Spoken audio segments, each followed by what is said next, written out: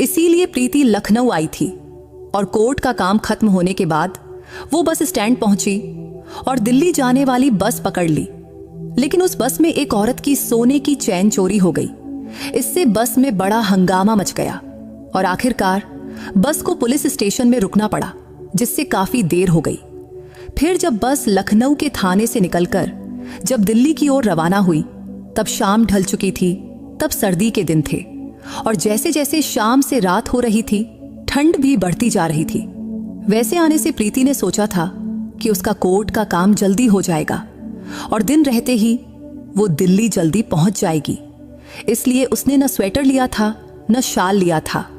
लेकिन अब देर होने की वजह से और ठंड बढ़ने की वजह से वो कांपने लगी थी। तब उसके बगल में एक जवान लड़का बैठा था जिसका नाम अजय था। वो प्रीति की हालत बार बार देख रहा था। थोड़ी देर बाद उसने अपनी बैग से एक शाल निकाला और खुद ओढ़ लिया। लेकिन रात जैसे जैसे गहरी होती गई, ठंड और भी बढ़ गई और रात के करीब 10 बजे तक प्रीति के बदन में ठंड इस कदर समा गई कि वो थर थर कांपने लगी। तब उसे इस कदर कांपते देखकर अजय बोला, सुनिए, आपको बहुत ज्यादा ठंड लग रही है। अगर आपको शाल ओढ़ना है तो प्लीज मेरे शाल में आ जाइए। तब प्रीति को उसका शाल शेयर करना ठीक नहीं लगा, लेकिन तब अजय के बार बार कहने पर वो मान गई और फिर दोनों ने मिलकर शाल को आधा आधा ओढ़ लिया और अपना सफर जारी रखा। लेकिन शाल की वजह से दोनों एक दूसरे के बहुत करीब आ गए थे। तभी अजय ने धीरे से अपना एक हाथ प्रीति के कंधे पर रखा। तब सफर के दौरान प्रीति को नींद आने लगी थी, तो अनजाने में उसने अपना सिर अजय के कंधे पर टिका दिया। तब दोनों शाल में लिपटे हुए इतने करीब थे कि लग रहा था जैसे वो दो नहीं बल्कि एक ही हों। हालांकि अजय का स्वभाव बहुत अच्छा लग रहा था, उसका व्यवहार भी सभ्य था। लेकिन तभी उसने धीरे से अपना हाथ प्रीति के कंधे से हटाकर उसके कमर तक ले जाकर उसे हल्के से अपनी ओर खींच लिया। लेकिन इसके बाद जो हुआ उससे प्रीति चौंक गई और सन्न रह गई। नमस्ते दोस्तों, आप सभी का स्वागत है मेरे चैनल पर। एक बार फिर मैं आपके लिए एक रोमांचक कहानी लेकर आई हूं। अगर आपको यह कहानी पसंद आए तो कृपया वीडियो को एक लाइक जरूर करें। तो चलिए शुरू करते हैं। आज प्रीति की कोर्ट में तलाक की तारीख थी, तो दोपहर 2 बजे तक कोर्ट के सारे काम निपट गए। फिर 3 बजे तक वो लखनऊ बस स्टैंड पर थी। उस दिन बस स्टैंड पर बहुत भीड़ थी। दरअसल आरक्षण की मांग के लिए लखनऊ में मोर्चा निकला गया था और वहां के आसपास के गांवों से लोग इस मोर्चे में शामिल होने आए थे। इसीलिए बस स्टैंड और पूरे शहर में खूब अफरा तफरी मची थी। लेकिन कुछ देर बाद सौभाग्य से दिल्ली जाने वाली बस भी आ गई, तो प्रीति ने किसी तरह धक्का मुक्की करके बस में चढ़ी और जगह बनाई। लेकिन बैठने की जगह मिलना तो दूर की बात थी। बस में ऐसी भीड़ थी कि जितने लोग सीटों पर बैठे थे उससे ज्यादा तो खड़े थे। वो बस औरतों और मर्दों से ठसाठस भरी थी, मानो किसी पिंजरे में ढेर सारे मुर्गियों के बच्चे ठूंस दिए गए हों। फिर भी लोग बस में चढ़े जा रहे थे। ये सब देखकर कंडक्टर ने आखिरकार बस का दरवाजा बंद कर दिया। तब प्रीति की हालत भी कुछ अलग नहीं थी, क्योंकि उसे भी बैठने की जगह नहीं मिली थी। तो वो बस के एक खंभे को पकड़कर खड़ी रही। करीब 15 मिनट बाद ड्राइवर गाड़ी को स्टार्ट किया और बस दिल्ली की ओर चल पड़ी। तब बस इतनी भरी थी कि लोग एक दूसरे से सटकर रगड़ते हुए खड़े थे। तब बस अभी लखनऊ शहर में ही थी और अभी 4-5 किलोमीटर का रास्ता तय किया होगा कि कंडक्टर ने टिकट काटने की पुकार शुरू कर दिया। तब प्रीति बस के बीचों बीच खड़ी थी। तभी कंडक्टर उसके तरफ टिकट काटते हुए आने लगा, तो उसने अपनी पर्स से पैसे निकालने के लिए पर्स की चैन खोली। तभी उसका ध्यान पास की डबल सीट पर बैठी एक बूढ़ी औरत और उसके साथ बैठे एक जवान लड़के पर पड़ी। तब कुछ सीटों पर तो 3-3 लोग ठुसकर बैठे हुए थे, लेकिन इस सीट पर सिर्फ यही 2 लोग ही थे।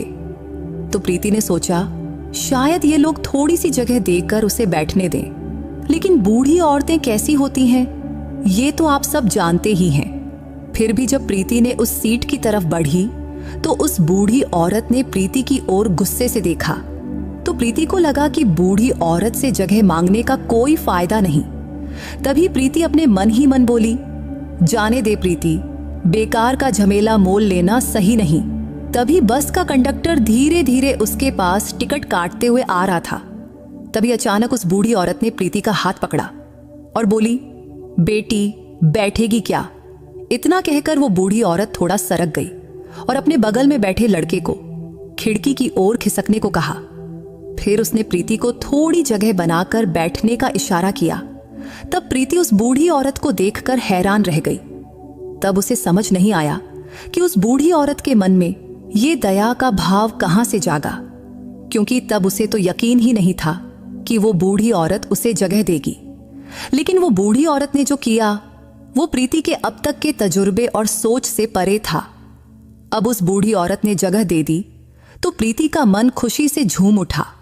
जैसे कहावत है ना कि कोई अपना मिल गया, वैसा ही कुछ हो गया था। तो प्रीति ने आभारी होकर उस बूढ़ी औरत की ओर देखा और बगल में जाकर बैठ गई। फिर प्रीति ने प्यार से कहा, थैंक यू दादी। इस पर वो बूढ़ी औरत बोली, अरे बेटी, इसमें थैंक यू की क्या बात है? वैसे बेटी तेरा नाम क्या है? तो प्रीति ने कहा, दादी मेरा नाम प्रीति है। तो वो बूढ़ी दादी बोली, बहुत प्यारा नाम है तेरा, फिक्र मत कर, मैं तो पास के गांव में उतर जाऊंगी। वैसे तू कहाँ जा रही है? तो प्रीति ने कहा, दादी मुझे दिल्ली जाना है। फिर बूढ़ी दादी ने कहा, अरे फिर तो तेरी बले बले हो गई, क्योंकि मैं तो अगले स्टॉप पर ही उतर जाऊंगी, फिर ये सीट तेरी समझ। तब उस बूढ़ी दादी के इन शब्दों ने प्रीति को और खुश कर दिया। वैसे वो बूढ़ी दादी प्रीति को बहुत ही बोलने वाली और नरम दिल की लगी। तब प्रीति के मन में बूढ़ों के बारे में जो पुराना ख्याल था वो उस बूढ़ी दादी की वजह से बदल गया, क्योंकि वो बूढ़ी दादी बहुत ही समझदार और दूसरों का ख्याल रखने वाली थी। शायद थोड़ा बहुत पढ़ी लिखी भी हो, ऐसा प्रीति को लगा। अभी उस बूढ़ी दादी और प्रीति की बातें चल ही रही थी कि तब खिड़की की ओर बैठा वो जवान लड़का बार बार उनकी ओर ही देख रहा था। तब शायद उसे भी उनकी गप्पों में मजा आ रहा था।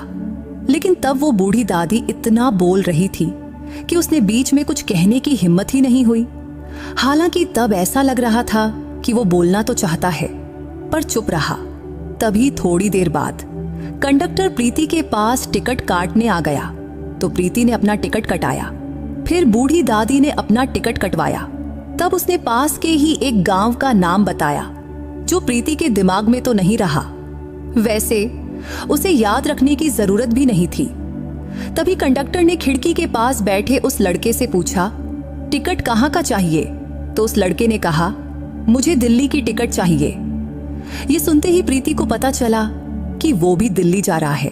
तब टिकट लेते वक्त उस लड़के ने फिर से प्रीति की ओर देखा। तो प्रीति को लगा कि जब उसने अपना टिकट लिया था तब इस लड़के ने जरूर सुना होगा कि वो भी दिल्ली जा रही है, इसीलिए वो बार बार उसकी ओर देख रहा था। वैसे देखने में वो लड़का प्रीति की ही उम्र का लग रहा था, शायद थोड़ा सा छोटा होगा, लेकिन उसके चेहरे पर हल्की दाढ़ी थी जिससे वो और रौबदार लग रहा था। लेकिन प्रीति ने मन में सोचा, मैं इसे इतना क्यों घूर रही हूं? और फिर उसने अपनी नजर फेर ली। इतने में ही पीछे से कुछ हंगामा मच गया और शांत बैठे लोग अचानक जोर जोर से बोलने लगे। तब उस बस में से एक औरत की आवाज साफ सुनाई दे रहा था। उसके बोलने से लग रहा था कि कोई गंभीर बात है। तभी कंडक्टर ने जोर से कहा, सभी शांत हो जाओ, और फिर बस की घंटी बजाकर उसे सड़क के किनारे रोक दिया। तभी प्रीति ने पीछे की सीट पर बैठी एक आंटी से पूछा, आंटी क्या हुआ, बस क्यों रुक गई? तो आंटी बोली, पीछे बैठी एक औरत चिल्ला रही है, उसके चिल्लाने से लगता है कि उसका सोने का मंगलसूत्र चोरी हो गया है। तभी उस औरत का आवाज और साफ सुनाई देने लगी। वो चीख रही थी और कह रही थी कि मेरा सोने का मंगलसूत्र चोरी हो गया, किसी ने मेरे गले से चुरा लिया। तब उसके इन शब्दों से बस में सब हक्के बक्के रह गए। कुछ लोग तो खड़े होकर पीछे देखने लगे। तभी कंडक्टर ने फिर जोर से कहा, सब अपनी अपनी जगह पर बैठ जाओ, हंगामा मत करो। फिर वो उस औरत के पास गया और शांत स्वर बोला, मैडम जरा अच्छे से देखो तो, बैग में तो नहीं रखा है? इस पर उस औरत ने घबराए हुए स्वर में कहा, नहीं साहब, सब देख लिया, मगर मंगलसूत्र मेरे गले में ही था। बस में चढ़ते वक्त भी था, लेकिन अब गायब है, पक्का किसी ने चुराया है। तभी प्रीति ने उस औरत की ओर देखा तो वो औरत दिखने में सांवली थी और साधारण घर की लग रही थी। इसलिए उसे लगा कि वो बेवजह हंगामा नहीं कर रही है, क्योंकि उसकी हालत देखकर लग रहा था कि वो बेचारी बिल्कुल लाचार है। तब आसपास की कुछ औरतें उसे दिलासा दे रही थीं, बहन चिंता मत करो, तुम्हारा मंगलसूत्र मिल जाएगा।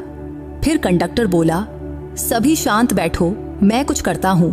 तब प्रीति के बगल में बैठी वो बूढ़ी दादी भी पीछे की ओर देख रही थी, लेकिन खिड़की की तरफ बैठा वो लड़का, वो तो सो गया था।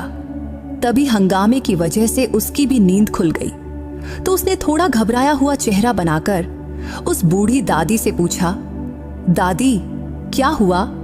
तो उस बूढ़ी दादी ने उसके कंधे पर थपकी देकर कहा, अरे बेटा छोड़ना ये सब, कुछ औरतों को बदन भर सोना लादना होता है, चमक दमक दिखानी होती है और फिर चोरों से सिर पकड़ना पड़ता है। यही हुआ है एक औरत के साथ। तब बूढ़ी दादी की ये बात प्रीति को खटकी, लेकिन उसने कुछ नहीं कहा। तभी उस लड़के ने प्रीति की ओर देखकर पूछा, मैडम सचमुच बताओ ना, क्या हुआ है? तो प्रीति बोली, पीछे बैठी एक आंटी का सोने का मंगलसूत्र गायब हो गया है, शायद चोरी हो गया है, इसीलिए वो इतना चिल्ला रही हैं। इस पर वो लड़का गंभीर नजरों से इधर उधर देखने लगा। बीच बीच में उसने प्रीति की ओर भी देखा, फिर बिना कुछ बोले सोच में डूब गया। इतने में कंडक्टर और ड्राइवर बस से उतर गए। उन्होंने सबको चेतावनी दिया कि सब लोग बस में ही बैठे रहो, कोई बाहर नहीं जाएगा। तब उन्होंने उस औरत को भी नीचे बुलाया। तब प्रीति खिड़की से ये सब देख रही थी। तब वो औरत बहुत घबराई हुई थी, क्योंकि वो अकेली थी, कोई उसके साथ नहीं था। तब उसकी हालत देखकर प्रीति को लगा कि वो बेचारी गरीब घर की होगी। वैसे भी उस औरत के बोलने से साफ था कि ये धक्का वो बर्दाश्त नहीं कर पा रही थी। तभी कंडक्टर ने पूछा, तुम्हारा मंगलसूत्र कितने ग्राम का था?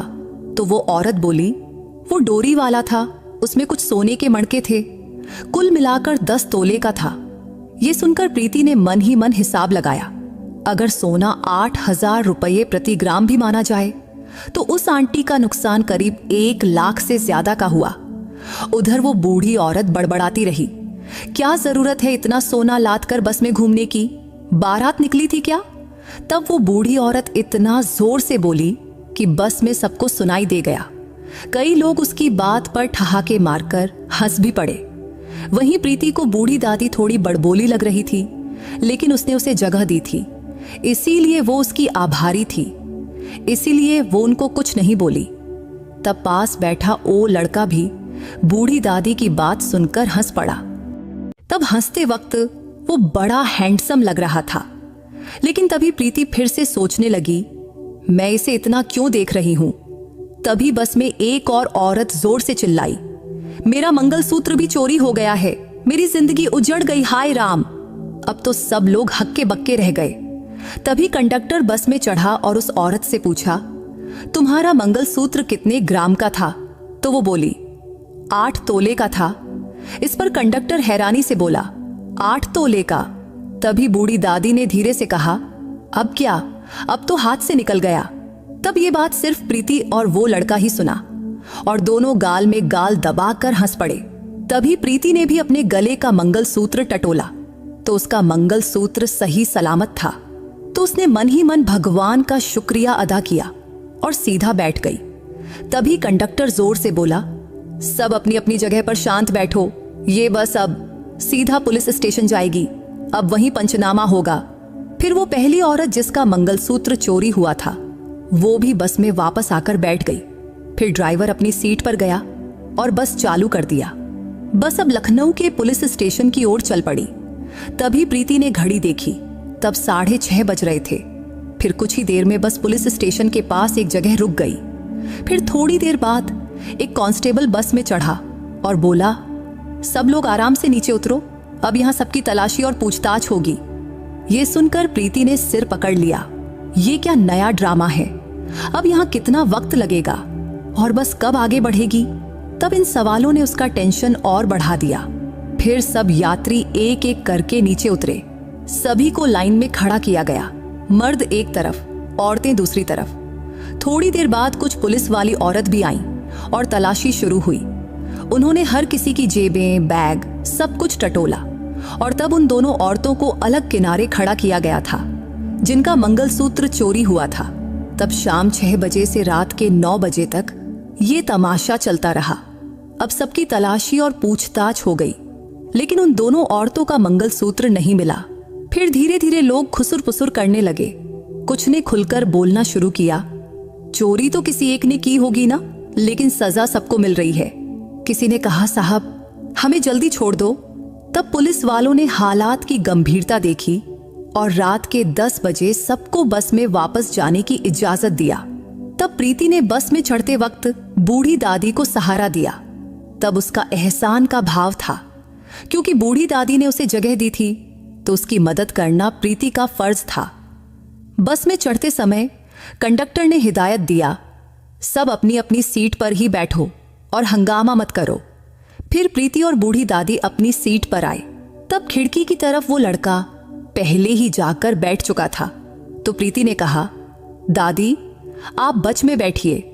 तभी बूढ़ी दादी ने मजाकिया अंदाज में कहा, नहीं बेटी तू ही बैठ, नहीं तो तुम दोनों मुझे बीच में ही दबा दोगे। पिछली बार भी मैं जैसे तैसे बैठी थी, लगता है तुम जवान लोग मेरा चूरमा बनाने का इरादा रखते हो क्या? तब बूढ़ी दादी की बात सुनकर प्रीति को हंसी आ गई। तब वो लड़का भी अपने मन ही मन मुस्कुराया। लेकिन अब प्रीति उस लड़के के बगल में बैठी थी और उसकी बाईं तरफ वो बूढ़ी दादी। तभी कंडक्टर ने चेक किया कि सब यात्री बस में चढ़ गए हैं या नहीं। फिर बोला, सबको तकलीफ हुई, असुविधा हुई, इसके लिए हमें भी बुरा लग रहा है, लेकिन सरकारी प्रक्रिया पूरी करनी जरूरी थी।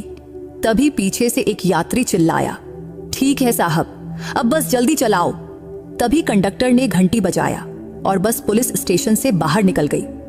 अब बस के सारे यात्री थक चुके थे, परेशान थे, लेकिन वो दोनों औरतें जिनका मंगलसूत्र चोरी हुआ था, उनका दुख तो सबसे बड़ा था। उनका इतना बड़ा आर्थिक नुकसान हुआ था, इसीलिए वो दोनों सदमे में थीं। लेकिन बस अब दिल्ली की ओर तेजी से चलने लगी थी। तब रास्ता खाली था, ट्रैफिक कम था, तो बस ने रफ्तार पकड़ ली। तभी बूढ़ी दादी ने प्रीति से कहा, बेटी जरा उधर खिसक ना। तो प्रीति फौरन दाहिनी तरफ थोड़ा सरक गई। तब वो लड़का अब भी अपने हाथ पैर समेटकर शांत बैठा था। तब बस करीब 1 घंटे तक चली, फिर एक स्टॉप पर रुकी और यहीं उस बूढ़ी दादी को भी उतरना था। तो उतरते समय बूढ़ी दादी ने प्रीति को प्यार से देखा और बोली, बेटी अब तू आराम से बैठ, फिक्र मत कर। तब बूढ़ी दादी की ममता भरे शब्दों ने प्रीति को बहुत सुकून दिया। फिर बूढ़ी दादी ने प्रीति के सिर पर प्यार से हाथ फेरा, अपनी छोटी सी पोटली उठाई और स्टॉप पर उतर गई। तब बूढ़ी दादी का वो ममता भरा स्पर्श प्रीति को बहुत सुकून दे गया, जिससे पिछले कुछ घंटों की थकान और तनाव जैसे एक पल में गायब हो गया। तब बूढ़ी दादी के साथ कुछ और यात्री भी उतरे और बस फिर दिल्ली की ओर चल पड़ी। अब बस के अंदर की लाइटें सब बंद हो चुकी थीं, तो प्रीति के बगल में बैठा लड़का अब थोड़ा खुलकर बैठा था। तभी प्रीति का कंधा हल्के से उसके कंधे से टकराया और तभी बस ने और रफ्तार पकड़ी तो हलचल थोड़ी बढ़ गई। तभी उस लड़के की जांघ का स्पर्श प्रीति की जांघ से होने लगा, लेकिन उसने इसे अनदेखा कर दिया। तब उस लड़के ने खिड़की खुली रखा था, जिससे ठंडी हवा अंदर आ रही थी, लेकिन प्रीति को वो हवा बर्दाश्त नहीं हो रही थी। तो उसने कहा, सुनिए, खिड़की बंद कर देंगे प्लीज।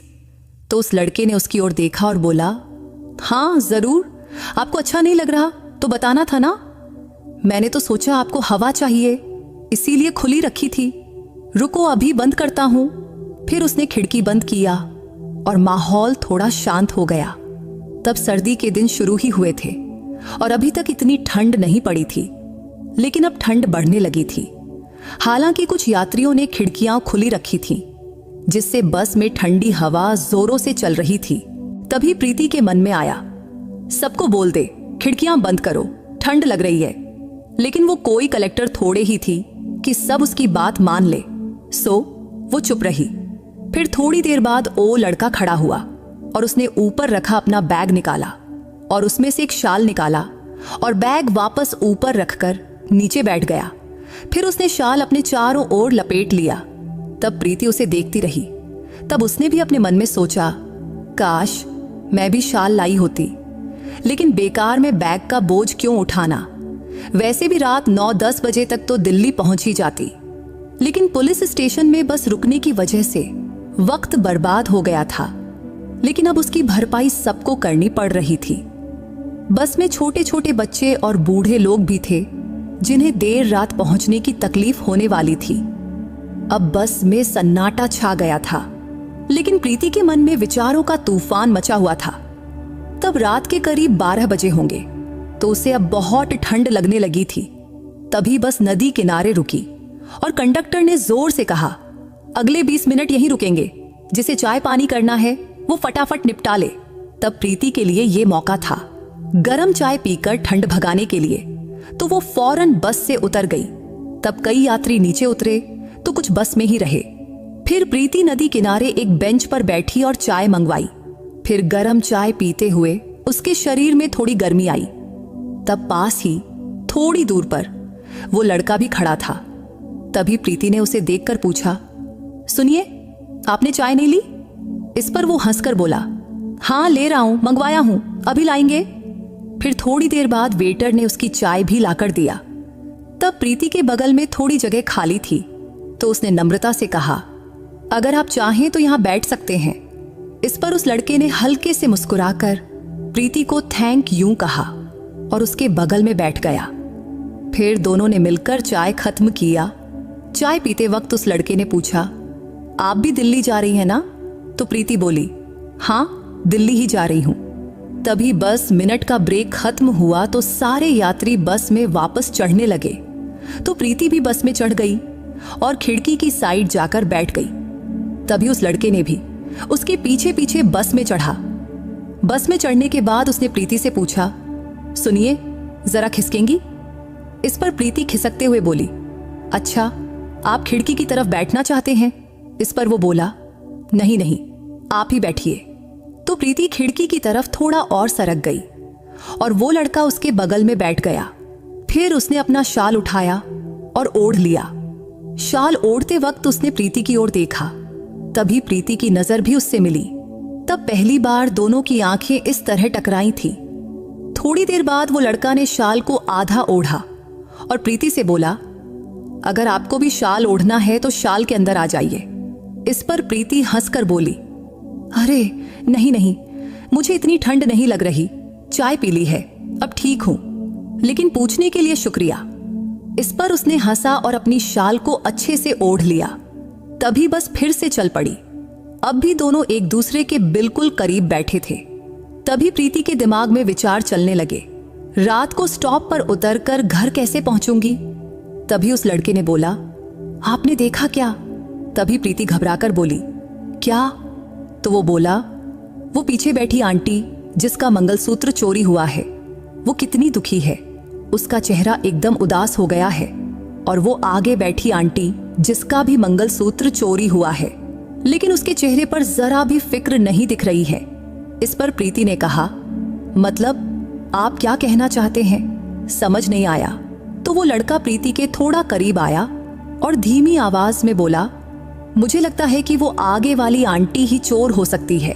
उसी ने पीछे वाली आंटी का मंगलसूत्र चुराया होगा और खुद नाटक रच लिया कि उसका भी मंगलसूत्र गायब है। ये सुनकर प्रीति हैरान रह गई, क्योंकि तब उस लड़के के इस अनुमान ने उसे चौंका दिया था। फिर उसने उस लड़के की ओर देखकर कहा, सचमुच ये बात तो किसी ने सोची ही नहीं। पुलिस को भी उस आंटी की अच्छे से जांच करनी चाहिए थी। तभी उस लड़के ने सिर हिलाते हुए कहा, हाँ, और अगर इनका सचमुच कुछ गायब हुआ होता तो उसके चेहरे पर वो दुख दिखता, लेकिन वो तो बिल्कुल बेफिक्र लग रही है। तब प्रीति ने भी उस लड़के की बात का समर्थन किया और मन में सोचने लगी कि सचमुच पुलिस ने सबकी तलाशी ली, लेकिन शायद इन दोनों की जांच नहीं किया, इसलिए कहीं इस लड़के का अंदाजा सही तो नहीं। फिर थोड़ी देर दोनों चुप रहे। तब बस तेज रफ्तार से दौड़ रही थी, लेकिन अब प्रीति को फिर से ठंड लगने लगी थी। तभी उस लड़के ने पूछा, आपका नाम क्या है? तो प्रीति के मन में सवाल उठा, ये मेरा नाम क्यों पूछ रहा है? लेकिन फिर उसने सोचा, शायद बस में बैठे बैठे बोर हो गया होगा, तो उसने जवाब दिया, मेरा नाम प्रीति है, नाम सुनते ही वो लड़का बोला, अच्छा, बड़ा प्यारा नाम है आपका। इधर अब प्रीति को भी उसका नाम जानने की उत्सुकता हुई, तो उसने पूछा, आपका नाम क्या है? इस पर वो हंसकर बोला, मेरा नाम अजय है। थोड़ी देर बाद अजय फिर बोला, सुनिए, ये शाल ले लीजिए ना, मुझे लगता है आपको इसकी बहुत जरूरत है एल, क्योंकि आपको ज्यादा ठंड लग रही है। इस पर प्रीति ने कहा, अरे नहीं, आप ही ओढ़ लीजिए, आप मुझे अपनी शाल दे देंगे तो फिर आप क्या ओढ़ेंगे? इस पर अजय हल्के से हंसा और बोला, कुछ नहीं, लेकिन मैं मैनेज कर लूंगा। लेकिन प्रीति को उसकी शाल लेना ठीक नहीं लगा, हालांकि उसे जरूरत थी, तो वो थोड़ा हिचकिचाई। लेकिन अजय बार बार आग्रह करता रहा, अरे ले लीजिए ना। तब उसके जिद करने पर प्रीति ने शाल ले ली और कंधों पर डाल ली। शाल ओढ़ते ही उसे थोड़ा सुकून मिला। वैसे शाल पतली थी, लेकिन कॉटन की थी, तो ठंड थोड़ी कम लगने लगी। वैसे अब भी अजय प्रीति के पास ही बैठा था और अब रात के 1 बज चुके थे, तो यात्रियों को सोने के लिए बस की अंदर की लाइटें बंद थीं। सिर्फ 2 छोटी लाइटें जल रही थीं, जिनसे हल्का हल्का उजाला फैला था। उस रोशनी में सबके चेहरे धुंधले दिख रहे थे। तभी प्रीति ने खुद ही अजय से कहा, सुनिए, आपको भी तो ठंड लग रही होगी, तो ये शाल हम दोनों शेयर कर लें। आगे वो बोली, चलो आधा आधा बांट लेते हैं, आधा आप ओढ़ लो और आधा मैं। ये सुनकर अजय थोड़ा हैरान हुआ, लेकिन कुछ बोला नहीं। तभी प्रीति ने शाल का आधा हिस्सा उसकी तरफ किया, तो अजय ने शाल का एक कोना अपने कंधे पर लिया और दूसरा कोना प्रीति ने पकड़ा। लेकिन शाल इतनी बड़ी नहीं थी कि दोनों दूर दूर बैठकर खुद कर ढक सकें, इसीलिए उन्हें और करीब बैठना पड़ा। तो अब दोनों बिल्कुल सटकर बैठे थे, जिससे प्रीति की जांघ अजय की जांघ से पूरी तरह टच हो रही थी। तब आसपास के यात्री भी अपनी अपनी शालों या स्वेटर में लिपटे हुए थे और अब प्रीति भी अजय के बिल्कुल करीब बैठी थी। हालांकि ये हालात उसे थोड़े अटपटे लग रहे थे, क्योंकि अजय एक अजनबी था जिससे वो पहली बार मिली थी और अब उसे उसके साथ इतने करीब बैठना पड़ रहा था। लेकिन अजय की बातों, हाव भाव और व्यवहार से वो भरोसेमंद लग रहा था। तब बस चलती रही। अजय का कंधा अब प्रीति के कंधे से टच हो रहा था और उसका कोहनी उसके पेट के पास छू रहा था। फिर भी अजय का व्यवहार बहुत सभ्य था। वो बड़े सावधानी से बैठा रहा, जैसे मानो कोई गलती न हो जाए। तब शाल की वजह से दोनों की देह की गर्मी एक दूसरे तक पहुंच रही थी, जिससे ठंड थोड़ी कम हो रही थी। तब दोनों काफी देर से बिना हिले डुले एक ही जगह बैठे रहे, जिससे उनके हाथ पैर अकड़ गए थे। तब अजय प्रीति की बाईं तरफ था और प्रीति उसकी दाईं तरफ। वैसे इंसान की आदत होती है इधर उधर हाथ पैर हिलाने की, थोड़ा हटने खटने की। आखिर इंसान भी तो पहले बंदर ही था ना। इसलिए प्रीति ने अपना बायां हाथ हिलाया और अकड़े हुए हाथ को थोड़ा ढीला करने की कोशिश की। फिर वो हंसकर अजय से बोली, हाय, ये हाथ तो भारी हो गया है। तभी अजय ने भी अपना दायां हाथ हिलाया, थोड़ा पीछे खींचा और धीरे से बोला, अब अच्छा लग रहा है ना? इसलर प्रीति ने सिर हिलाया और खिड़की की तरफ देखने लगी। तभी अजय ने अपना दायां हाथ अपने छाती के ऊपर से प्रीति की पीठ के पीछे रखा। क्योंकि सीट थोड़ी ऊंची थी, तो उसका हाथ मुश्किल से वहां तक पहुंच रहा था। कुछ देर उसने हाथ वैसे ही रखा, लेकिन अचानक उसका हाथ सीट से फिसला और सीधा प्रीति के कंधे पर आ गिरा, जिससे प्रीति थोड़ा चौंकी। तो अजय ने फौरन कहा, सॉरी, गलती से बैलेंस बिगड़ गया। इस पर प्रीति हंसकर बोली, कोई बात नहीं, हालात ही ऐसे हैं। इस बात पर अजय भी शरारती अंदाज में हंसा। फिर बेझिझक बोला, तो ये हाथ ऐसे ही रखूं? इस पर प्रीति एक पल चुप रही, फिर धीमी आवाज में बोली, हाँ रख लीजिए, कोई दिक्कत नहीं। फिर अजय ने अपना दायां हाथ हल्के से प्रीति के कंधे पर रखा। तब प्रीति के बाल जूड़े में बंधे थे, तो उसकी पीठ खुली थी, तो अजय के हाथ की गर्मी उसके कंधे और पीठ पर महसूस हो रही थी, जिससे धीरे धीरे शाल में बैठी हुए प्रीति को अच्छा लगने लगा। लेकिन अजय में एक समझदारी थी कि उसने अपना हाथ बस रखा ही रखा, कुछ हरकत नहीं किया। तब कुछ देर बाद प्रीति का हाथ भी अनजाने में अजय की जांघ पर चला गया। तभी उसने अजय के चेहरे की ओर देखा। तब अजय भी उसे देख रहा था। तब एक पल के लिए दोनों की नजरें टकराईं, लेकिन प्रीति ने फौरन अपनी नजरें फेर ली और खिड़की की तरफ देखने लगी। हालांकि अब ठंड बढ़ गई थी, लेकिन ठंड से ज्यादा चेहरे पर ठंडक और मन में उठ रही हलचल महसूस हो रही थी। इधर ज्यादा रात होने की वजह से प्रीति की आंखों पर नींद का असर होने लगा। फिर भी वो कोशिश कर रही थी कि वो अपनी आंखें खुली रखे, लेकिन नींद अपने आप आंखों पर चढ़ रही थी। फिर कुछ ही पलों में उसका सिर अजय के कंधे पर जा गिरा। फिर झटके से उसे होश आया और वो फौरन सीधी बैठ गई। तब अजय धीरे से हंस रहा था। फिर बोला, अगर नींद में हो तो सिर मेरे कंधे पर रखने में कोई दिक्कत नहीं। इस पर प्रीति थोड़ा झेप कर उसकी ओर देखने लगी। तब अजय के चेहरे पर एक अलग सी चमक थी। तब उसकी नजरें जैसे कह रही थीं कि वो भरोसेमंद है। हालांकि प्रीति को पता था कि वो अजनबी है, लेकिन फिर भी अनजाने में उसने अपना सिर अजय के कंधे पर टिका दिया और कुछ ही पलों में उसे नींद आ गई। फिर थोड़ी देर बाद अचानक बस की रफ्तार कम हुई तो प्रीति को लगा जैसे किसी ने उसे हिलाया। तो उसने आंखें खोली तो देखा कि उसका हाथ अजय की जांघ पर पड़ा था और अजय हल्के से उसका हाथ हिला रहा था। तब उसका स्पर्श इतना नरम था कि प्रीति के बदन में एक अजीब सी लहर दौड़ गई। लेकिन उसने जल्दी से अपना हाथ पीछे खींचा और अजय की ओर देखी तो अजय बोला, सुनिए, अब शहर आ गया है, लोग उतरने की तैयारी कर रहे हैं। आपको कहाँ उतरना है, इसीलिए आपको उठाया। इस पर प्रीति ने अजय की ओर देखकर हंसकर बोली, अच्छा हुआ आपने उठा दिया, शुक्रिया। अजय जी, बस में अब लाइटें भी जल चुकी थीं, तो उजाले में सब कुछ साफ दिख रहा था कि दोनों एक दूसरे के करीब बैठे थे और आसपास के लोग उत्सुकता से उन्हें ही देख रहे थे। शायद उन्हें लग रहा था कि ये दोनों पति पत्नी हैं, लेकिन अब बस रुकने की तैयारी में थी। तभी एक स्टॉप पर बस रुकी और कुछ लोग उतर गए। तब प्रीति ने अपनी साड़ी ठीक किया, क्योंकि अब बस अलग अलग स्टॉप्स पर रुक रही थी और हर बार कुछ यात्री उतर रहे थे। और प्रीति का कश्मीरी गेट बस स्टॉप भी करीब आ रहा था, तो वो भी उतरने की तैयारी करने लगी। अब वो अपनी बैग निकालने के लिए ऊपर उठने की कोशिश कर रही थी, लेकिन दोनों शाल में लिपटे थे तो उठना आसान नहीं था। तो अजय को ये बात समझ आ गई, तो उसने धीरे से अपने कंधे से हाथ हटाया और शाल पूरी तरह प्रीति को दे दिया और बोला, अब उतरना है ना, तो बैग निकाल दूं? इस पर प्रीति ने हल्के से हंसकर कहा, हाँ प्लीज, मेरा बैग निकाल दीजिए। फिर अजय ने बड़े सावधानी से उसका बैग निकाला। फिर उसने धीमे स्वर में कहा, प्रीति जी, ये रहा आपका बैग। फिर उसने बैग प्रीति के पैरों के पास रख दिया। तब अजय का शांत और नम्र स्वभाव और उसकी आवाज की मिठास प्रीति के मन को गुदगुदा रही थी। तब उसके मुंह से अपना नाम सुनकर उसे एक पल को अजीब लगा, लेकिन साथ ही बहुत अच्छा भी। तभी प्रीति ने शाल को अच्छे से मोड़ा और अजय को लौटाते हुए बोली, थैंक यू। तब वो गाल में गाल दबाकर हंस रही थी, तो अजय भी हल्के से मुस्कुराकर बोला, कोई बात नहीं, चलता है। तभी बस कश्मीरी गेट पर पहुंच गई। तब रात के यानी सुबह के 3 बज गए थे। तो प्रीति बोली, सुनिए, मेरा स्टॉप आ गया, तो मुझे अब उतरना है।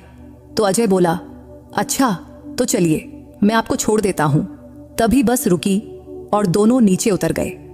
कश्मीरी गेट स्टॉप पर बस से उतरने वाले सिर्फ वही 2 थे, तो स्टॉप पर उतरकर दोनों थोड़ा किनारे खड़े हो गए। तब रात की खामोशी में सिर्फ कुत्तों के भौंकने की आवाज ही गूंज रही थी। तो दोनों ने इधर उधर देखा, रिक्शा, ऑटो ढूंढने की कोशिश किया, लेकिन इतनी रात गए रिक्शा, ओटी मिलना मुश्किल था। तब वही खड़े हुए 15 मिनट बीत गए, पर एक भी रिक्शा या ऑटो नहीं दिखी। तो प्रीति थोड़ी बेचैन होकर अजय के करीब गई और बोली, देखिए, अभी तक रिक्शा या ऑटो नहीं मिला, अब क्या होगा? तो अजय ने शांत स्वर में कहा, चिंता मत करो, थोड़ा और इंतजार करते हैं। तभी प्रीति ने पूछा, आपको कहाँ जाना है? तो वो बोला, मेरा घर यहीं पास में ही है, मैं पैदल चला जाऊंगा। इस पर प्रीति ने कहा, तो फिर आप यहाँ क्यों रुके हैं? इस पर अजय हल्के से हंसकर बोला, आपके लिए, आपको रिक्शा मिल जाए तब मैं चला जाऊंगा। तब उसके इस जवाब ने प्रीति के मन में एक सुकून भरी लहर दौड़ा दी। फिर वो बोली, आपका बहुत बहुत शुक्रिया। इस वक्त अगर आप साथ न होते तो मैं डर के मारे कांप रही होती। इस पर अजय हंसकर बोला, फिक्र मत करिए, मैं हूं ना, वैसे भी यहाँ पास में पुलिस स्टेशन है। तब रिक्शा का इंतजार करते करते सुबह के 3:30 बज गए। तब प्रीति तंग आकर बोली, अगर रिक्शा नहीं मिला तो शायद मुझे सुबह तक यहीं बैठना पड़ेगा। इस पर अजय बोला, ऐसा नहीं होगा, लेकिन अगर आपको बुरा ना लगे तो आप मेरे घर चल सकती हैं, घर यहीं पास में है। इस पर प्रीति ने एक पल उसके चेहरे की ओर देखा। तब उसकी आंखों में सच्चाई झलक रही थी, तो मन में सोचा, ये गलत नहीं कह रहा। फिर उसने हल्के से सिर हिलाया और बोली, ठीक है। इस पर अजय मुस्कुराया और बोला, चलिए फिर। उस रात की खामोशी में दोनों एक दूसरे के पीछे पीछे चल पड़े। अजय अपना बैग पकड़े हुए आगे आगे चल रहा था और प्रीति उसके पीछे। तब चलते चलते अजय ने एक बार मुड़कर देखा और धीरे से पूछा, आपका बैग मैं पकड़ लूं? इस पर प्रीति हल्के से हंसकर बोली, नहीं नहीं, रहने दीजिए, आपका बैग पहले ही भरा हुआ है, वैसे मेरा बैग इतना भारी नहीं है। तब थोड़ी दूर चलने के बाद, यानी करीब 6-7 मिनट में ही अजय एक घर के सामने रुक गया। वो घर पुराने जमाने का साधारण सा रो हाउस था। फिर उसने गेट खोला और बोला, ये मेरा घर है। फिर दोनों गेट से अंदर घुसे और अंदर की दरवाजे के पास पहुंचकर अजय ने अपने बैग से चाबी निकाला। फिर अजय ने ताला खोला और प्रीति को हाथ से इशारा करते हुए कहा, अंदर आइए।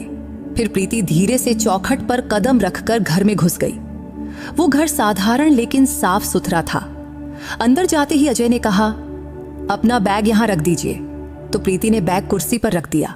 फिर अजय बोला, प्रीति जी, आप पहली बार मेरे घर आई हैं, ऐसा लग रहा है कि ढंग से स्वागत भी नहीं कर पाया, फिर भी कुछ लेंगी, चाय या कॉफी? तो प्रीति ने थके स्वर में उसकी ओर देखकर कहा, नहीं नहीं अजय जी, आपने इतना कहा वही बहुत है, वैसे भी हम दोनों बहुत थक गए हैं, तो थोड़ा आराम कर लें। इस पर अजय हल्के से हंसा और बोला, बिल्कुल सही कहा प्रीति जी, वैसे वो घर छोटा था, बस 2 ही कमरे थे उसमें सामने की तरफ एक बड़ा कमरा था और पीछे एक छोटा सा किचन और बाथरूम। तभी प्रीति ने बाथरूम पूछा तो अजय ने तुरंत इशारा करते हुए कहा, वो रहा दरवाजा, मैं खोल देता हूं। फिर प्रीति बाथरूम में गई, ठंडे पानी से मुंह धोया, शीशे में खुद को देखा तो बाल थोड़े बिखरे थे, तो उसने बाल ठीक किए, साड़ी का पल्लू संवारा और बाहर आई। तब कमरे में अजय सोफे पर चादर बिछा रहा था। तब उसने पलंग छोड़कर सोफे पर सोने का फैसला किया था। तो प्रीति ने कहा, अजय जी, आप पलंग पर सो जाइए, मैं सोफे पर सो लूंगी। इस पर अजय बोला, अरे प्रीति जी, आप मेरे घर में मेहमान हैं, तो मेहमानों को पलंग देना मेरा फर्ज है, और आप फिक्र मत करिए, मुझे सोफे की आदत है। तब उसके जिद करने पर प्रीति को उसकी बात माननी पड़ी और फिर वो पलंग पर लेट गई। वो गद्दा बहुत नरम था, शायद अजय का अपना पसंद था। फिर अजय भी सोफे पर लेट गया, चादर ओढ़ लिया। तब प्रीति चादर ओढ़कर सोने की कोशिश कर रही थी, लेकिन उसके दिमाग में विचारों का तूफान मचा था कि एक अनजान इंसान के घर में वो रुकी थी। लेकिन अजय सज्जन लग रहा था, तो उसे डर नहीं लग रहा था। कमरे में बल्ब भी जल रहा था, जिसकी रोशनी सीधे आंखों पर पड़ रही थी, जिससे नींद नहीं आ रही थी। तो प्रीति ने धीमे स्वर में कहा, अजय जी, ये बल्ब बंद कर देते तो अच्छा होता। इस पर अजय बोला, हाँ, मैं भी बल्ब बंद करना चाहता था, लेकिन आपके लिए चालू रखा। तभी प्रीति ने कहा, नहीं, मैं तो रात में बल्ब बंद करके ही सोती हूँ। ठीक है, आपकी बात मानता हूँ, कहकर अजय ने बल्ब बंद कर दिया। अब कमरे में सन्नाटा छा गया, सिर्फ खिड़की से हल्की रोशनी अंदर झांक रही थी। अब दोनों सोने की तैयारी में थे, क्योंकि सफर की थकान बदन पर हावी थी और बस यात्रा की मुसीबतों की यादें मन में ताजा थीं। फिर कुछ ही देर में प्रीति को नींद आ गई। फिर पता ही नहीं चला कब सुबह हुई। सुबह कहीं से हल्की सी आवाज आई। तब प्रीति ने अपनी आंखें खोली और चादर मुंह से हटाई और सामने देखी। तभी अजय हंसकर बोला, गुड मॉर्निंग। तो प्रीति थोड़ा घबराकर बोली, गुड मॉर्निंग। तब उसने अजय की ओर देखा तो उसने कपड़े बदल लिया था और एक फिटिंग वाला टी शर्ट पहना था, जो उसके सुदृढ़ शरीर को और आकर्षक बना रहा था, और उसका लंबा चौड़ा कद उसे और भी सुंदर दिखा रहा था। तो प्रीति कुछ पल तो उसे देखती ही रही, फिर खुद को संभाली। तभी अजय बोला, आप फ्रेश हो लीजिए, तब तक मैं चाय बनाता हूं। फिर प्रीति बाथरूम गई। वहां लाल दंत मंजन और कोलगेट रखा था। हालांकि उसके पास ब्रश नहीं था, तो उसने उंगली से दंत मंजन लगाकर दांत साफ किया, मुंह धोया, फिर शीशे में देखकर बाल ठीक किया और बाहर आई। बाहर आते ही किचन से चाय और दूध की खुशबू आ रही थी, तो प्रीति जाकर सोफे पर बैठी और अपने बैग की ओर देखी, तो बैग वैसे ही था जैसा रात में छोड़ा था। तो अब वो वापसी की तैयारी में थी। तभी अजय किचन से बाहर आया। तब उसके हाथ में चाय का 2 कप था। उसने कप प्रीति के सामने रखते हुए कहा, लीजिए प्रीति जी, अदरक वाली गर्मा गर्म चाय, इससे ताजगी आ जाएगी। इस पर प्रीति बोली, अरे आपने क्यों तकलीफ किया? तो अजय ने हंसकर कहा, तकलीफ कैसी, अपने लिए बना रहा था तो आपके लिए भी 1 कप और बना लिया। तब प्रीति उसकी बात सुनकर हल्के से मुस्कुराई और चाय का कप उठा लिया। वो चाय इतनी शानदार थी कि कुछ पल के लिए रात के सफर की सारी थकान ही गायब हो गई। तब चाय पीते हुए प्रीति के मन में ख्याल आया, क्या ये यहाँ अकेले रहते हैं? ये ख्याल आते ही उसने पूछ लिया, अजय जी, क्या आप यहाँ अकेले रहते हैं? इस पर अजय हंसा और बोला, नहीं, मेरी माँ मेरे साथ रहती हैं, लेकिन वो अभी गांव गई हैं। तब उसके इस जवाब से प्रीति के मन में अब 2 ही सवाल उठे, या तो वो शादीशुदा है या कुंवारा। तब उसने अजय को थोड़ा गौर से देखी, फिर इस बारे में पूछना उसे सही नहीं लगा, तो चाय खत्म करके उसने कप साइड में रखी और खड़ी हो गई। फिर बोली, अजय जी, आपने मेरी बहुत मदद की है, इसके लिए मैं आपकी बहुत बहुत शुक्रगुजार हूं, लेकिन अब मुझे चलना चाहिए। इतना कहकर वो दरवाजे की ओर बढ़ने लगी। तभी कुछ याद आया और वो मुड़कर बोली, आपका मोबाइल नंबर मिल सकता है? इस पर अजय हंसकर बोला, हाँ जरूर। फिर प्रीति ने अपना फोन निकाला और उसका नंबर अपने फोन में सेव किया और उसे एक मिस्ड कॉल दिया। तब अजय का फोन टेबल पर रखा था। तभी रिंग बजी और वो बोला, हाँ आपका कॉल आ गया। तभी प्रीति हल्के से हंसी और बोली, शुक्रिया, फिर मिलते हैं कभी। फिर अजय ने कहा, हाँ जरूर। फिर प्रीति घर से बाहर निकली, ऑटो पकड़ी और अपने घर पहुंच गई। घर पहुंचते ही उसकी माँ ने पूछा, कहाँ थी तू? कितने फोन किए, तूने उठाया नहीं और वहां से भी कुछ बताया नहीं। इस पर प्रीति हंसकर बोली, माँ सफर में थोड़ा गड़बड़ हो गया था, लेकिन मैं बिल्कुल ठीक हूं, फिक्र मत करो। फिर वो घर में गई, फ्रेश हुई और अपने कामों में लग गई। अब अजय से मिले 5 दिन बीत चुके थे, लेकिन उसका अच्छापन और सभ्यता बार बार प्रीति के मन में घूम रहा था। तब कहीं ना कहीं उसे एक उम्मीद थी कि अजय उसे एक बार फोन तो जरूर करेगा, लेकिन उसने ऐसा कुछ नहीं किया। जबकि उसका शांत और सौम्य स्वभाव प्रीति को और ज्यादा आकर्षित कर रहा था। तो छठे दिन सुबह प्रीति से रहा नहीं गया, तो उसने खुद ही अजय को फोन किया। तब पहली बार फोन का रिंग लंबा बजा, लेकिन उसने उठाया नहीं। फिर 5 मिनट बाद अजय का कॉल आया, तो प्रीति ने उत्सुकता से फोन उठाया और कहा, हेलो। तो उधर से अजय की शांत लेकिन मधुर आवाज आई, हेलो प्रीति जी, आप कैसी हैं? तब उसकी आवाज में थोड़ा सा घबराहट थी, शायद उसे प्रीति के फोन की उम्मीद नहीं थी। तो प्रीति ने फटाफट जवाब दिया, आपकी याद आई तो फोन किया। इस पर अजय धीरे से बोला, अच्छा, बहुत अच्छा किया। फिर उनकी बातें शुरू हो गईं। क्या बोले, कैसे बोले, पता ही नहीं चला, क्योंकि गपशप इतनी रंगीन थी कि रुकने का नाम ही नहीं ले रही थी। तभी प्रीति के फोन पर दूसरी तरफ से वकील का कॉल आने लगा, तो उसने अजय से कहा, सुनिए, मेरा एक जरूरी कॉल आ रहा है। इस पर अजय बोला, कोई बात नहीं। तभी प्रीति ने जल्दी से पूछा, अभी कॉल काटिए मत, वैसे आप आज क्या कर रहे हैं? तो अजय ने कहा, कुछ खास नहीं, थोड़ा बाहर जाना है। तो प्रीति ने हिम्मत करके पूछा, क्या हम आज मिल सकते हैं या फिर कल? तब उधर कुछ पल खामोशी छाई रही, तो प्रीति को लगा कहीं कॉल कट तो नहीं गया, लेकिन स्क्रीन पर कॉल चालू दिख रहा था। तभी अजय ने शांत स्वर में जवाब दिया, हाँ ठीक है, कहाँ मिलना है? तो प्रीति बोली, लोधी गार्डन में, कल सुबह 10 बजे, चलेगा? इस पर अजय ने कहा, हाँ ठीक है। फिर कॉल कट हो गया। अगले दिन सुबह प्रीति बहुत उत्साह से उठी। तब उसके मन में एक अजीब सा जोश था। तब अपनी माँ को बताकर वो तैयार हुई और 8 बजे घर से निकल पड़ी और ठीक 9:40 पर वो लोधी गार्डन पहुंच गई। तब गार्डन में कुछ ही लोग आए हुए थी, तो एक बेंच पर बैठकर वो अजय का इंतजार करने लगी। लेकिन तब प्रीति के मन में उथल पुथल मची थी। क्या अजय आएगा? कहीं उसने मुझे बेवकूफ तो नहीं बनाया? लेकिन नहीं, वो ऐसा कुछ करेगा ऐसा नहीं लगता।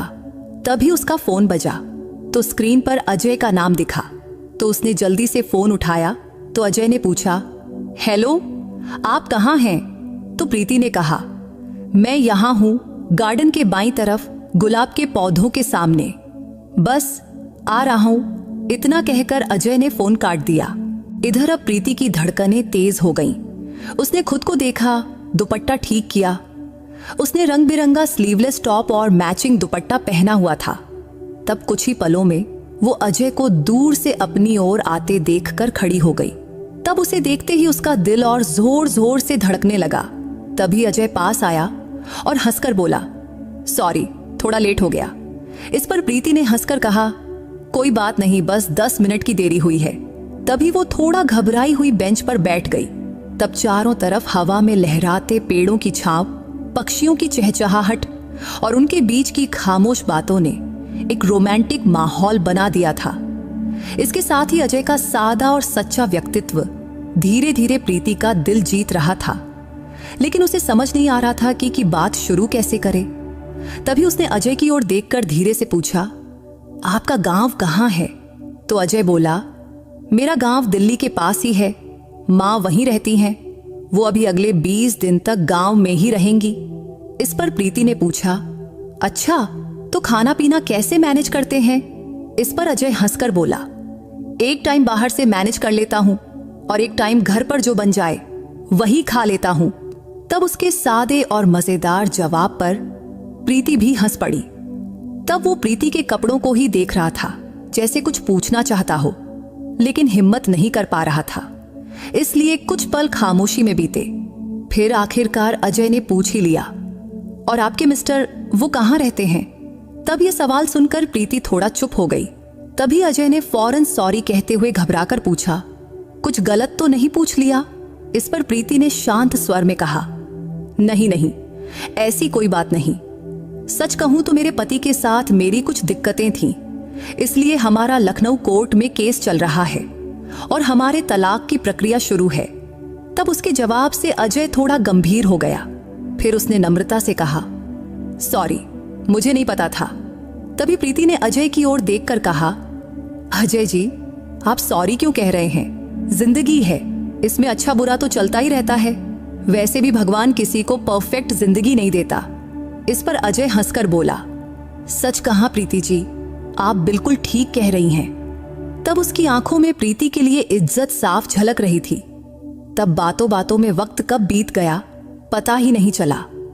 जब प्रीति को प्यास लगी तो उसने पर्स से छोटी सी पानी की बोतल निकाली और एक घूंट पीकर उसने अजय को दी। फिर अजय ने उसी बोतल से पानी पिया और धीरे से थैंक यू कहा। तब उसके सादी व्यवहार से प्रीति को बहुत अपनापन महसूस हुआ। तभी अजय ने पूछा, कुछ नाश्ता कीजिएगा? तो प्रीति बोली, नहीं, मैंने कर लिया है, लेकिन अगर आपको करना है तो चल सकते हैं। फिर अजय उसे पास के रेस्टोरेंट में ले गया।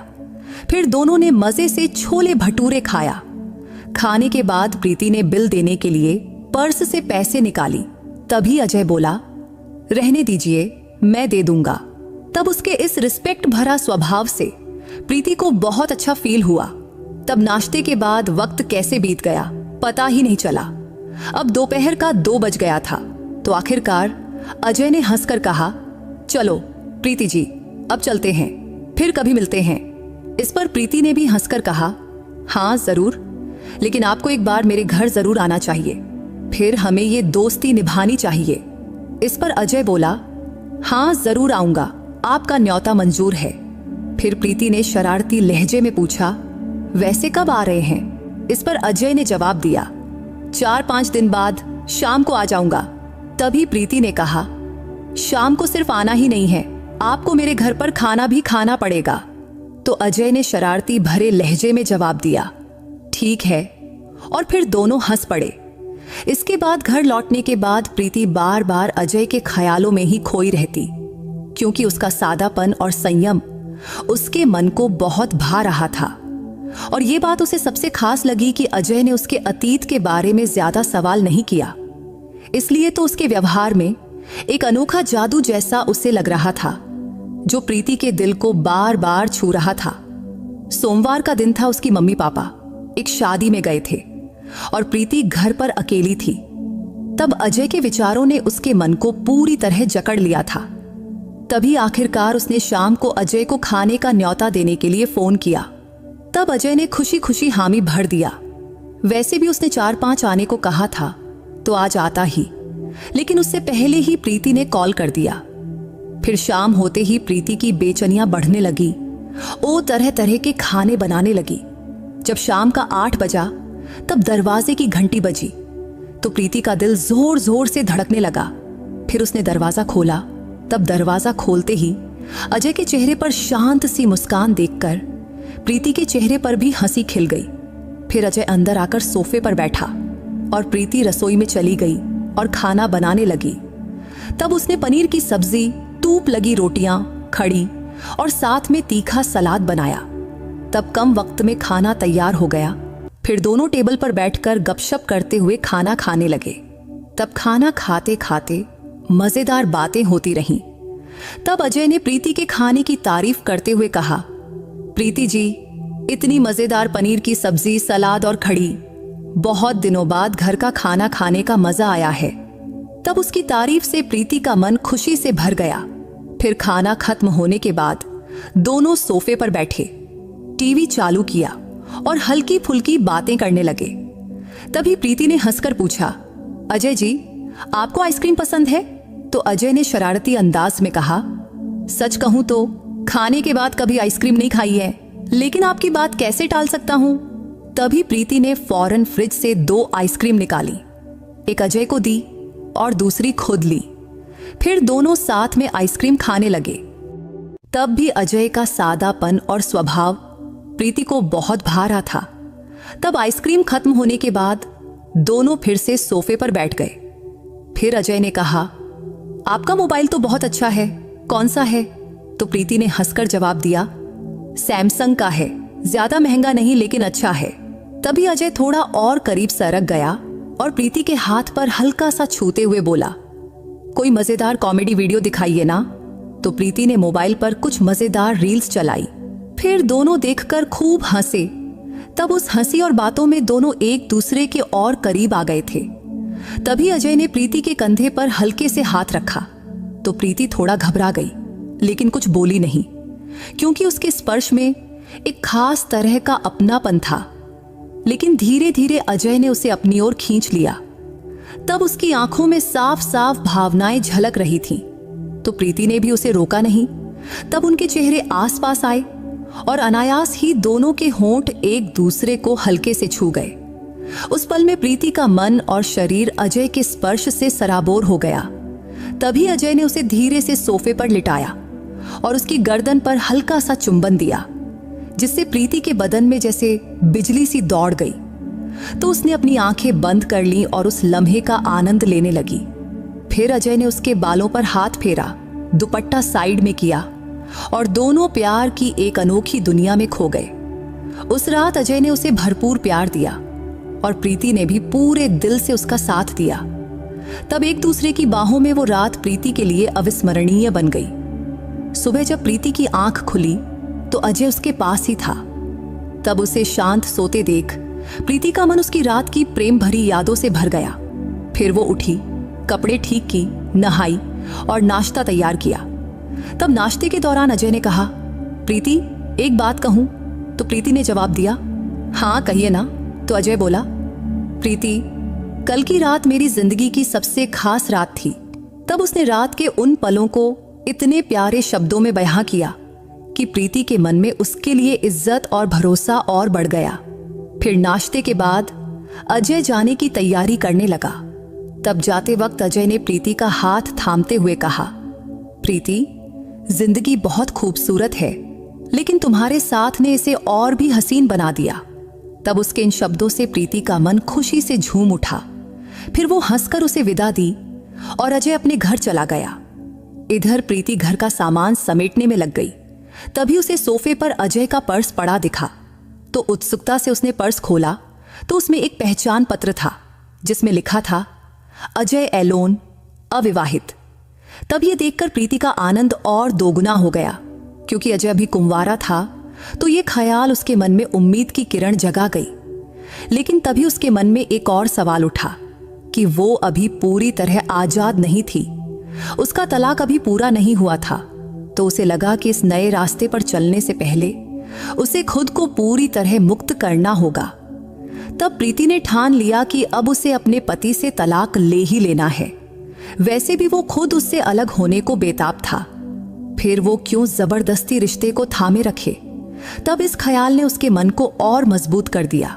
फिर उसने फैसला किया कि अब वो अपनी जिंदगी अपने हक से जिएगी। उसी दिन अजय का फोन आया और उसने कहा, प्रीति कल सुबह मेरे घर आ जाओ ना। तब प्रीति ने थोड़ा सोचा और बोली, हाँ ठीक है, मैं कल आऊंगी। तब अजय की बातों से उसे लगा कि वो उससे मिलने को बहुत उत्सुक है। लेकिन उसके मन में एक उलझन थी, कहीं अजय उसे सिर्फ शारीरिक सुख के लिए तो करीब नहीं ला रहा, क्योंकि उनके बीच जो रिश्ता बन रहा था उसे क्या नाम दे, ये जवाब उसके पास भी नहीं था। लेकिन अगले दिन ठीक समय पर प्रीति अजय के घर पहुंची। फिर दरवाजा खुलते ही अजय ने उसे गले से लगा लिया और बोला, प्रीति जी, आपकी बहुत याद कर रहा था। उस दिन तो मन कर रहा था कि आपकी छोड़ूं ही नहीं और हमेशा के लिए आपके साथ ही रहूं। तब उसके इन शब्दों से प्रीति का दिल खुशी से भर गया। फिर अजय ने उसे हल्के से चूमा, लेकिन प्रीति ने उसे रोकते हुए कहा, अजय रुक जाओ, मुझे कुछ कहना है। हाँ बोलो ना प्रीति, अजय ने चिंतित स्वर में कहा। तो प्रीति ने उसकी आंखों में आंखें डालकर कहा, अजय मेरी शादी पहले हो चुकी है। आपको पता है कि मेरा तलाक का केस लखनऊ कोर्ट में चल रहा है, इसलिए मैं अभी पूरी तरह आजाद नहीं हूं। लेकिन मैं आपसे पूछना चाहती हूं, क्या आप मेरा जिंदगी भर का साथी बनोगे? क्योंकि मुझे सिर्फ शारीरिक सुख के लिए कोई नहीं चाहिए, बल्कि मुझे जीवन साथी चाहिए।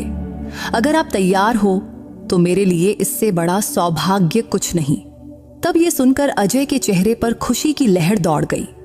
उसने अचानक प्रीति को दोनों हाथों से पकड़कर अपने गोद में उठाया और हंसकर बोला, प्रीति जी, आपने तो मेरे दिल की बात कह दी। वैसे भी मुझे आपके अतीत से कोई मतलब नहीं, मैं सिर्फ आपका भविष्य का हिस्सा बनना चाहता हूं। इसलिए आप जैसी है मुझे वैसी ही चाहिए। मेरे घर में सिर्फ मेरी माँ है और वो मेरे फैसले को जरूर मंजूर करेंगी। बस आप अपने घर वालों से इजाजत ले लीजिए। इस पर प्रीति खुशी से बोली, ठीक है अजय जी, मैं अपने घर वालों से बात करती हूँ। उस दिन दोनों ने फिर से प्यार भरे पल साथ बिताए। फिर शाम को प्रीति अपने घर लौटी। तब उसके मम्मी पापा गांव से वापस आ चुके थे। तो प्रीति ने उन्हें अजय और अपने बारे में सब कुछ बताया और आखिर में बोली, मम्मी पापा, अजय मुझसे शादी करने को तैयार है, बस आपकी रजामंदी चाहिए। इस पर उसकी मम्मी पापा ने उसकी आंखों में देखा और बोले, बेटी, तेरी फैसले को हमारी पूरी सहमति है। बस तू अजय के साथ खुश रहना, यही हमारी खुशी है। हमें और क्या चाहिए। फिर जल्द ही प्रीति और अजय की शादी पक्की हो गई और उनका विवाह बड़े धूमधाम और खुशी से संपन्न हुआ। शादी के बाद प्रीति और अजय ने एक दूसरे के साथ नई और खूबसूरत जिंदगी की शुरुआत किया। तो दोस्तों, उम्मीद है ये कहानी आपके दिल को छू गई होगी। अगर आपको प्रीति की ये कहानी पसंद आई हो तो इस वीडियो को लाइक और चैनल को सब्सक्राइब करना मत भूलना। फिर किसी नई कहानी में मुलाकात होगी। बाय।